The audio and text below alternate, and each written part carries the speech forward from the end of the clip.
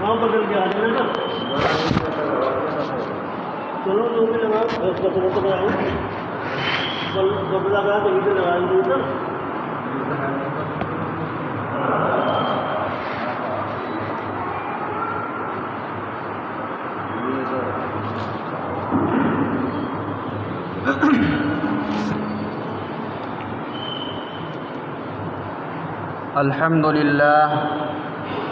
الحمد لله رب العالمين والصلاة والسلام على سيد الأنبياء والمرسلين ومن تبعهم بإحسان إلى يوم الدين. أما بعد، أعوذ بالله من الشيطان الرجيم. بسم الله الرحمن الرحيم. وقضى ربك ألا تعبدوا إلا إياه وبالوالدين إحسانا. صدق اللہ العظیم. میرے محترم بزرگان دین، نوجوان ساتھیوں، اللہ تبارک و تعالی نے قرآن کریم کو نصیحت بنا کر نازل فرمایا اور انسان کو شریعت کا مکلف بنایا. اسی سے متعلق میں نے سورہ بنی اسرائیل کی ایک آیت آپ حضرات کے سامنے تلاوت کی ہے، جس کے اندر اللہ تبارک و تعالی نے توحید کا ذکر فرمایا ہے اور توحید کا ذکر فرما کر والدین کا ذکر فرمایا، اور اللہ نے یہ حکم دیا ہے کہ والدین کے ساتھ حسن سلوک کرو. اللہ تبارک و تعالی نے اپنی عبادت کے ساتھ والدین کا ذکر فرما کر والدین کا، ماں باپ کا مرتبہ بڑھایا ہے. اللہ فرماتے ہیں وَقَضَىٰ رَبُّكَ أَلَّا تَعْبُدُوا إِلَّا إِيَّاهُ وَبِالْوَالِدَيْنِ إِحْسَانًا إِمَّا يَبْلُغَنَّ عِندَكَ الْكِبَرَ أَحَدُهُمَا أَوْ كِلَاهُمَا فَلَا تَقُل لَّهُمَا أُفٍّ وَلَا تَنْهَرْهُمَا وَقُل لَّهُمَا قَوْلًا كَرِيمًا. کہ تیرا پروردگار یہ فیصلہ کر چکا ہے کہ تم عبادت نہ کرو مگر صرف اسی کی، یعنی اس کے علاوہ کسی اور کی عبادت نہ کرو. یہ اللہ نے توحید کا حکم دیا، توحید کا ذکر کیا ہے. اس کے فوراً بعد اللہ نے ذکر فرمایا کہ اپنے والدین کے ساتھ حسن سلوک کرو، اور اگر ان میں سے وہ دونوں بڑھاپے کو پہنچ جائے یا ان میں سے کوئی ایک بڑھاپے کو پہنچ جائے تمہارے سامنے، تو پھر ان کے ساتھ نرمی کا معاملہ کرو اور ان کے ساتھ جھڑکنے کا معاملہ مت کرو، ہوں ہاں اف بھی نہ کہو. یہ اللہ تبارک و تعالی نے حکم دیا ہے.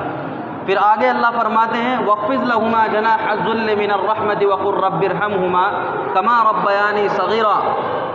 اور ان کے سامنے اپنے کاندھوں کو جھکا دو نیاز مندی کے ساتھ، اور ان کے لیے اپنے پروردگار سے دعا کرو.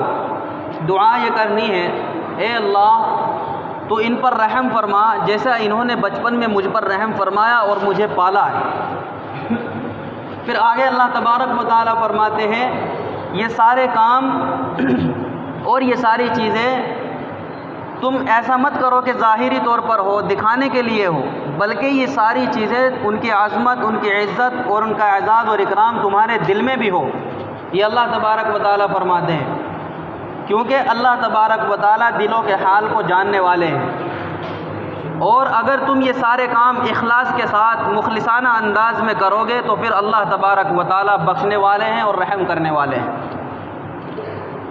علامہ قرطبی رحمۃ اللہ علیہ اس آیت کی تفسیر میں لکھتے ہیں کہ اللہ تبارک و تعالیٰ نے والدین کا ذکر فرمایا اور والدین کے ساتھ حسن سلوک کرنے کا حکم دیا اور ان کے اعزاز و اکرام کا حکم دیا ہے، اپنی عبادت کے ساتھ ملا کر کے اس کو بیان کیا ہے، تو یہ ان کے مقام اور مرتبے کو بڑھایا ہے. اور ایک جگہ اللہ نے ارشاد فرمایا انشکر لی ولی والدیک، کہ تم میرا شکر ادا کرنے کے ساتھ ساتھ اپنے والدین کا بھی شکر ادا کرو. تو اس سے اندازہ ہو جاتا ہے کہ اللہ تبارک و تعالیٰ تو رب حقیقی ہیں، اللہ تبارک و تعالیٰ اصل خالق ہیں، اصل مالک ہے، لیکن اس دنیا میں آنے کا ذریعہ ماں باپ ہے، پرورش کا ذریعہ، تربیت کا ذریعہ اور تربیت کا وسیلہ وہ ماں باپ ہے۔ اس لیے اللہ تبارک و تعالیٰ تو رب حقیقی ہوئے اور ماں باپ رب مجازی ہوئے۔ کیا تم نے غور نہیں کیا کہ تیری پیدائش کے وقت ماں باپ نے کس قدر مشقتیں اٹھائی، کس قدر تکلیفیں برداشت کی ہیں، اور ماں کو درد ذہن نے کس قدر تڑپایا تیری پیدائش کے وقت، لیکن اس کے باوجود اپنی آغوش محبت میں لے کر تجھ کو اپنا خون کا دودھ بنا کر کے پلایا۔ مگر افسوس صد افسوس کہ تھوڑا سا زمانہ گزرنے نہیں پاتا ہے، انسان جو ہے اپنے والدین کے احسانات کو بھلا دیتا ہے۔ لیکن سن لو، اس پروردگار نے، خالق کائنات نے، جو ہمارا خالق ہے، اس دنیا کا خالق ہے، اس نے ماں باپ کے احسانات کو نہیں بھلایا، بلکہ ان کا ذکر اپنی عبادت کے ساتھ قرآن کریم کے اندر کیا اور ان کے ساتھ حسن سلوک کرنے کا حکم دے کر کے ان کے مقام اور مرتبے کو بڑھا دیا ہے۔ ایک صاحب اللہ کے نبی صلی اللہ علیہ وسلم کے پاس تشریف لا کر عرض کرتے ہیں کہ اللہ کے رسول، مجھے یہ بتائیے کہ اللہ کے نزدیک سب سے زیادہ محبوب عمل کون سا ہے؟ اللہ کے نبی صلی اللہ علیہ وسلم نے ارشاد فرمایا، نماز اپنے مستحب وقت میں پڑھنا، یہ سب سے زیادہ محبوب عمل ہے۔ پھر اس شخص نے پھر دریافت کیا کہ اللہ کے نبی، اس کے بعد کون سا زیادہ عمل محبوب ہے؟ تو اللہ کے نبی نے ارشاد فرمایا کہ والدین کے ساتھ حسن سلوک کرنا۔ اسی طریقے سے ایک اور حدیث میں اللہ کے نبی نے فرمایا، باپ جو ہے وہ جنت کا درمیانی دروازہ ہے، اب تمہارے اختیار میں ہے کہ تم اس کو حفاظت کر لو، اس کو محفوظ کر لو یا اس کو ضائع کر دو۔ اور ابن ماجہ شریف کی ایک حدیث ہے، حضرت ابو امامہ رضی اللہ عنہ سے نقل کیا گیا کہ اللہ کے نبی صلی اللہ علیہ وسلم سے ایک شخص نے آ کر کے سوال کیا کہ اللہ کے نبی یہ بتائیے کہ اولاد پر ماں باپ کا کیا حق ہے؟ تو آپ نے ارشاد فرمایا کہ وہ دونوں تیری جنت بھی ہے اور تیری جہنم بھی ہے۔ کیا مطلب یہ ہے کہ اگر تو ان کی فرما برداری کرے گا اور ان کی اطاعت کرے گا، ان کے حکموں کو مانے گا، جائز کاموں میں ان کی فرما برداری کرے گا، تو پھر تو جنت کا مستحق ہو جائے گا، اور ان کی ناراضگی اور ان کو تکلیف پہنچانا، ان کو ناحق ایذا پہنچانا، یہ تجھ کو جہنم کا مستحق بنا دے گا۔ اس لیے اللہ کے نبی صلی اللہ علیہ وسلم نے ارشاد فرمایا کہ وہ تیری جنت بھی ہے اور جہنم بھی ہے۔ اور اس سے بھی بڑھ کر ایک شخص نے سوال کیا کہ اللہ کے نبی، اگر ماں باپ نے ہی ظلم کیا ہو اولاد کے اوپر، تو کیا یہ وعید اس کے بعد بھی ہے؟ کیا یہ عذاب اس کے بعد بھی ہے کہ اگر ماں باپ نے ہی اولاد کے اوپر ظلم کیا ہو؟ تو میرے عزیزوں، میرے نوجوان ساتھیوں، یہ جواب سننے کے قابل ہے کہ اللہ کے نبی صلی اللہ علیہ وسلم نے کیا جواب فرمایا، کیا والدین کے مقام اور مرتبے کو بیان فرمایا۔ آپ کے الفاظ یہ تھے، وَإِن ظَلَمَا وَإِن ظَلَمَا وَإِن ظَلَمَا، 3 مرتبہ اللہ کے نبی نے ارشاد فرمایا، ہاں اگرچہ ظلم ہی کیا ہو، اگرچہ ظلم ہی کیا ہو، اگرچہ ظلم ہی کیا ہو۔ یعنی اولاد کو حق نہیں ہے کہ وہ اپنے والدین سے انتقام لے، اگرچہ باپ نے اس کے اوپر ظلم کیا ہو، کسی کو حق نہیں کہ وہ اپنے باپ سے انتقام لے۔ اور اللہ کے نبی صلی اللہ علیہ وسلم نے فرمایا کہ اللہ تبارک و تعالی کسی گناہ کی سزا کو مؤخر کرنا چاہتے ہیں تو قیامت تک مؤخر کر دیتے ہیں، لیکن ماں باپ کی حق تلفی، ماں باپ کی ناراضگی، ان کو تکلیف پہنچانا، یہ ایسا گناہ ہے کہ وہ اس کی سزا دنیا میں ہی دیکھ لے گا، اپنی زندگی میں وہ اس دنیا کے اندر ہی دیکھ لے گا۔ اور اس بات کا خیال رکھا جائے کہ جب ماں باپ کو تکلیف دی جاتی ہے تو ان کی جو بد دعا ہے اور اولاد کے حق میں جو بد دعا ہوتی ہے وہ اللہ کے یہاں فوراً قبول کر لی جاتی ہے، اس کے قبول ہونے میں دیر نہیں لگتی ہے۔ اور تاریخ گواہ ہے، واقعات گواہ ہیں، تجربہ شاہد ہے کہ جس نے بھی اس دنیا کے اندر اپنے ماں باپ کو ناحق ستایا اور ناحق ان کو تکلیفیں پہنچائی تو پھر وہ دنیا کے اندر کبھی بھی عزت اور آرام سے نہیں رہ سکا ہے۔ یعنی اس سے بھی زیادہ بڑھ کر کے اس کی اولاد نے اس کو پریشان کیا، اس کی اولاد نے اس سے بھی زیادہ اس کے ساتھ بدسلوکی کی ہے۔ تو اس لیے اللہ تبارک و تعالیٰ نے قرآن کریم کے اندر بڑے مخلصانہ انداز میں اپنے بندوں کو سمجھایا، نصیحانہ انداز میں سمجھایا کہ اگر تمہیں والدین کی بات کوئی پسند نہیں ہے، اگر تمہیں والدین کی بات کوئی ناگوار لگ رہی ہے، اور اگر تمہاری طبیعت کے خلاف کوئی بات ہے تو پھر تم خاموش ہو جاؤ یا وہاں سے چلے جاؤ، یہ تمہارے لیے زیادہ بہتر ہے اس سے کہ تم ان کو پلٹ کر کے جواب دو۔ پلٹ کر کے جواب دینا تو درکنار، اللہ نے قرآن میں فرمایا وَلَا تَقُلْ لَهُمَا اُف، کہ تم ان کو اف بھی نہیں کہہ سکتے، وَلَا تَنْهَرُهُمَا، ان کو جھڑک بھی نہیں سکتے، یہ بھی تمہیں حق نہیں ہے۔ اور پھر اللہ کے نبی کا ارشاد وَإِن ظَلَمَا وَإِن ظَلَمَا، اگرچہ انہوں نے ظلم ہی کیا ہو تو کوئی حق نہیں ہے تمہیں ان کو جھڑکنے کا، کیونکہ والدین کے اولاد کے اوپر اتنے احسانات ہیں کہ ان کا بدلہ چکانا ممکن ہی نہیں ہے۔ تو میرا عزیزو، اللہ تبارک و تعالیٰ نے مذہب اسلام کے اندر والدین کا مقام بڑا اعلیٰ اور ارفع بیان کیا ہے، اور خوش نصیب ہیں وہ لوگ جو اپنے والدین کی خدمت کر کے اپنے آپ کو جنت کا مستحق بنا لیتے ہیں، اور بد نصیب ہیں وہ لوگ جو اپنے والدین کو ناحق تکلیفیں دیتے ہیں اور ستاتے ہیں اور ان کی نافرمانی کرتے ہیں، ان کی باتوں کو نہیں مانتے، ان کو ستاتے ہیں، تو پھر وہ کیا کرتے ہیں، اپنی دنیا بھی اور آخرت بھی برباد کر لیتے ہیں، ان کا انجام جو ہے بڑا خطرے میں ہے۔ ایک شخص اللہ کے نبی صلی اللہ علیہ وسلم کے پاس آیا اور آ کر کے اس نے اپنے باپ کی شکایت کی۔ اس نے کہا کہ یا رسول اللہ، میرے باپ نے میرا سارا مال ہڑپ لیا ہے، میرا سارا مال مجھ سے لے لیا ہے۔ اللہ کے نبی صلی اللہ علیہ وسلم نے فرمایا کہ جاؤ اپنے باپ کو، اپنے والدین کو بلا کر کے لاؤ۔ اب وہ شخص بلانے کے لیے گیا، اسی درمیان حضرت جبرائیل علیہ السلام تشریف لائے اور آ کر کے عرض کیا کہ یا رسول اللہ، جب اس کا باپ آ جائے تو اس سے پوچھنا کہ وہ کلمات کیا ہیں جن کو تو نے اپنے دل میں کہے ہیں اور ابھی تک تیرے کانوں نے بھی وہ کلمات نہیں سنے، وہ اشعار نہیں سنے ہیں، کہ اس اللہ نے سن لیے جو علیم و خبیر ہے۔ چنانچہ اس درمیان حضرت جبرائیل نے یہ باتیں کہی، اور جب اس کا باپ آیا، وہ لڑکا بھی آیا، تو اللہ کے نبی صلی اللہ علیہ وسلم نے بڑے مشفقانہ انداز میں، بڑے اچھے انداز میں اس سے کہا کہ مجھے بتاؤ کیا بات ہے، تمہارا بیٹا شکایت کرتا ہے کہ تم نے اس کا سارا مال چھین لیا ہے۔ تو اس کے باپ نے عرض کیا کہ یا رسول اللہ، اس سے معلوم کریے، اس سے پوچھئے کہ میں وہ مال اس کی پھوپھی اور اس کی خالہ اور اپنے نفس کے علاوہ کہاں خرچ کرتا ہوں۔ اتنی بات کہی، اللہ کے نبی نے فرمایا عربی میں ایتی، ایتی کے معنی ہے کہ دیکھ لیا کہ ساری حقیقت واضح ہو گئی اور تو نے اتنا واویلا مچا رکھا ہے۔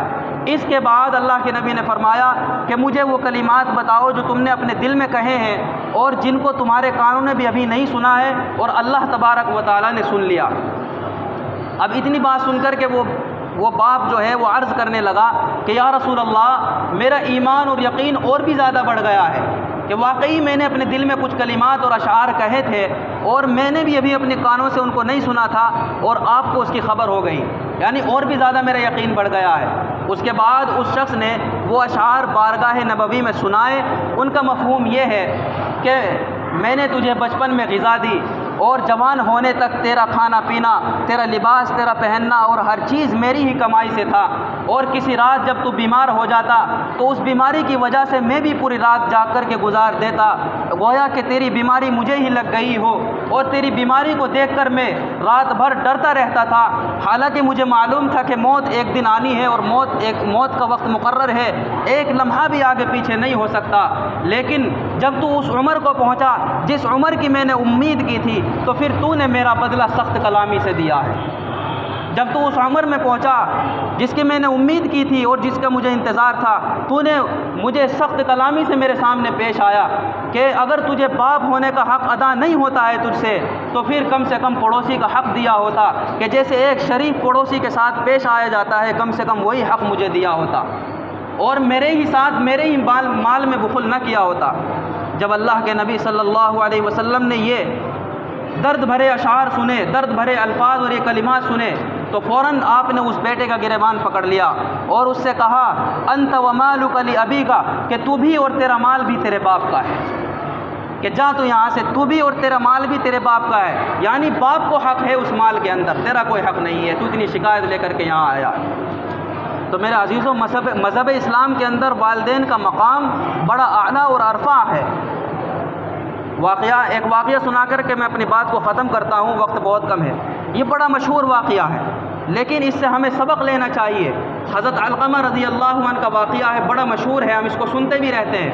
حضرت علقمہ رضی اللہ عنہ صحابی ہیں، اور صحابی کے درجے کو کوئی بھی ولی، کوئی کتنا بڑا متقی ہو، نہیں پہنچ سکتا ہے۔ صحابی ہیں، آخری وقت ہے، موت کا وقت ہے، کلمہ زبان پر جاری نہیں ہو رہا ہے۔ اس افسوسناک خبر کی اطلاع اللہ کے نبی صلی اللہ علیہ وسلم کو دی گئی حضرت بلال کے ذریعے سے۔ جا کر کے سارا واقعہ سنائے کہ کلمہ جاری نہیں ہو رہا ہے۔ اللہ کے نبی نے فرمایا کہ کیا ان کے والدین زندہ ہیں؟ تو پھر تحقیق کی گئی، بتایا گیا کہ والدہ زندہ ہے، باپ نہیں ہے۔ تو پھر اللہ کے نبی نے فرمایا کہ جاؤ پیغام پہنچاؤ کہ وہ والدہ اگر یہاں آ سکتی ہو تو یہاں آ جائے، ورنہ میں ان کے پاس تشریف لے آتا ہوں اور میں خود ان کے پاس آ جاتا ہوں۔ جب اس بات کی اطلاع، اس کی خبر والدہ کے پاس پہنچائی گئی، بوڑھی ہے لیکن وہ کہتی ہیں کہ ایسا نہیں، میں خود وہاں پر حاضر ہو جاتی ہوں اور میں خود اللہ کے نبی کی خدمت میں حاضر ہوتی ہوں۔ چنانچہ لاٹھی کے سہارے سے وہ اللہ کے نبی کی خدمت میں حاضر ہوئی۔ اللہ کے نبی صلی اللہ علیہ وسلم نے والدہ سے پوچھا کہ بتاؤ علقمہ کا کیا حال ہے؟ اور والدہ کہتی ہیں کہ علقمہ وہ تو بہت نمازی ہے، روزے دار ہے، روزے رکھتا ہے، نمازیں پڑھتا ہے، خیر خیرات بھی کرتا ہے، ساری چیز اچھی ہے۔ پھر اللہ کے نبی نے فرمایا کہ میں یہ معلوم نہیں کرنا چاہتا، مجھے یہ بتاؤ تمہارے اور علقمہ کے تعلقات کیسے ہیں؟ تو پھر اس والدہ نے فرمایا کہ میں علقمہ سے ناراض ہوں، کیونکہ وہ اپنی بیوی کو مجھ سے زیادہ ترجیح دیتا ہے، اپنی بیوی کی مجھ سے زیادہ مانتا ہے اور ہر چیز میں اس کو ترجیح دیتا ہے اور مجھے کچھ بھی نہیں سمجھتا۔ اللہ کے نبی صلی اللہ علیہ وسلم نے فرمایا بس یہی وجہ ہے جو زبان پر کلمہ جاری نہیں ہو رہا ہے۔ پھر فرمایا کہ تم علقمہ کو معاف کر دو، علقمہ بڑی پریشانی میں ہے، آخری وقت ہے، کلمہ جاری نہیں ہو رہا ہے۔ والدہ کہتی ہے کہ میں اس کو معاف نہیں کروں گی، اس نے مجھے بہت زیادہ تکلیف پہنچائی ہے، اس نے مجھے بڑا پریشان کیا ہے۔ اتنا سننے کے بعد اللہ کے نبی صلی اللہ علیہ وسلم نے فرمایا کہ بلال جاؤ لکڑی جمع کرو، مجھے علقمہ کو آگ میں جلانا ہے۔ جب یہ بات سنی، اب وہ والدہ ہے، ماں ہے، وہ کہنے لگی کہ اللہ کے نبی کیا میرے بیٹے کو تم میرے سامنے جلاؤ گے؟ میں کیسے برداشت کر سکتی ہوں؟ اللہ کے نبی صلی اللہ علیہ وسلم نے فرمایا کہ دیکھو اللہ کا عذاب اس سے بھی زیادہ سخت ہے، جہنم کی آگ اس سے بھی زیادہ سخت ہے، تم اسے معاف کر دو، اللہ تبارک و تعالیٰ بھی اسے معاف فرما دیں گے۔ اتنا سننے کے بعد والدہ کہتی ہے کہ میں سارے اللہ کو اور سارے حاضرین مجلس کو اور اے اللہ کے نبی آپ کو گواہ بنا کر کہتی ہوں کہ میں نے علقمہ کو معاف فرما دیا۔ اتنا کہنا تھا، اللہ کے نبی نے فرمایا کہ بلال جاؤ دیکھو کہ علقمہ کی زبان پر کلمہ جاری ہوتا ہے کہ نہیں ہوتا۔ حضرت بلال رضی اللہ عنہ نبی کمرے کی طرف جا ہی رہے تھے کہ دروازے پر پہنچتے ہی آواز آئی لا الہ الا اللہ محمد الرسول اللہ صلی اللہ علیہ وسلم، اور اسی دن حضرت علقمہ رضی اللہ عنہ کا انتقال ہوا۔ میرے عزیزو، اس کے بعد اللہ کے نبی نے ان کی نماز جنازہ پڑھائی، تدفین کی، اور پھر ایک درد انگیز تقریر کی اللہ کے نبی نے قبرستان کے اندر۔ فرمایا اے مہاجرین انصار کہ جس نے بھی اپنی بیوی کو اپنی ماں پر ترجیح دی اس پر اللہ کی لعنت ہو، اس کی نماز روزہ کوئی قبول نہیں ہے۔ تو میرا عزیزو، اللہ کے نبی نے اور اللہ نے ماں باپ کا اور والدین کا مقام اتنا اونچا رکھا ہے، ہمیں بھی اللہ تبارک و تعالیٰ سے دعا کرنی چاہیے کہ ہم بھی اپنے ماں باپ کو ناحق ایذا نہ پہنچائیں، اور اللہ ہمیں اپنے والدین کی قدر کرنے کی توفیق نصیب فرمائے، اور جن کے والدین اس دنیا سے رخصت ہو گئے ہیں اللہ ان کی مغفرت فرمائے۔ وآخر دعوانا الحمد للہ رب العالمین۔